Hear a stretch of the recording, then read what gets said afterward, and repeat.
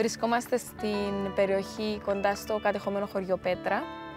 Έχουμε τους ελαιώνες μας μέσα στην νεκραζόνη.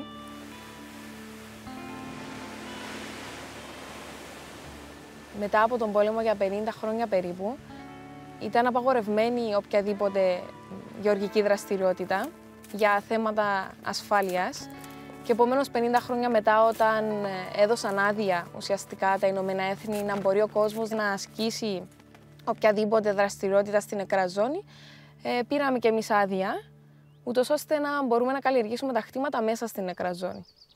160 κιλά. Όχι παραπάνω. Η ιδιαιτερότητα του εδάφους μέσα στην νεκραζόνη είναι ότι ουσιαστικά το έδαφος λέμε ότι είναι παρθένο. Επομένως, θα ήταν πολύ πιο γόνιμο το έδαφος για να ξεκινήσεις μια καλλιέργεια η οποία να είναι υγιής.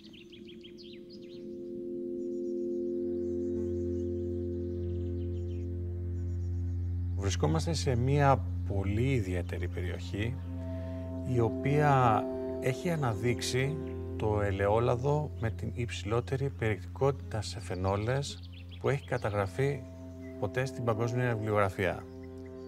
Κυρίως στις ουσίες ελαιοκανθάλη και ελαιασίνη, οι οποίες είναι οι δύο πιο σπουδαίες ουσίες του ελαιολάδου όσον αφορά τις θεραπευτικές και ευεργετικές του ιδιότητες για την υγεία.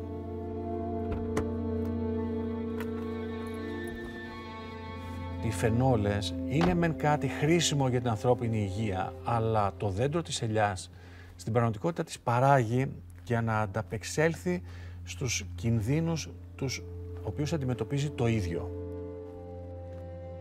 Είναι το οπλοστάσιο το οποίο διαθέτει το δέντρο της ελιάς προκειμένου να αμυνθεί απέναντι στα έντομα και στους μικροοργανισμούς οι οποίοι μπορεί να το βλάψουν.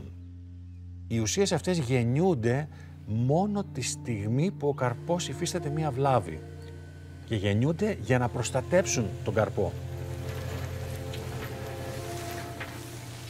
Τη στιγμή που εμείς μέσα στο σπαστήρα, στο ηλιοτριβείο σπάμε τον καρπό, γεννιούνται οι ουσίες αυτές τη στιγμή που παράγεται το λάδι. Οι ουσίες αυτές, καθώς μπαίνουν μέσα στο σώμα μας και απορροφώνται, φτάνουν μέσα στα λιποσωματίδια τα οποία κυκλοφορούν στο αίμα μας που περιέχουν τη χολυστερίνη και εκεί ακριβώς δρούν ως αντιοξυδωτικές ουσίες.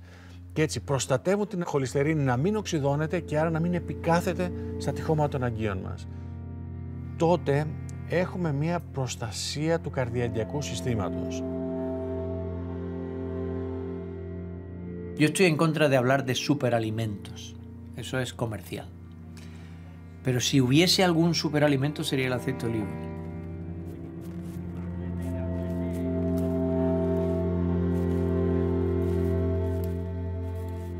Not too long ago, there was a belief that all fats were bad. But what we've come to understand is that there are different types of fat. So there was a big debate. Should it be margarine or should it be butter? And that's where the Mediterranean diet really became important, because it really provided a third option. It wasn't lots of butter, it wasn't lots of margarine, it was healthy fats.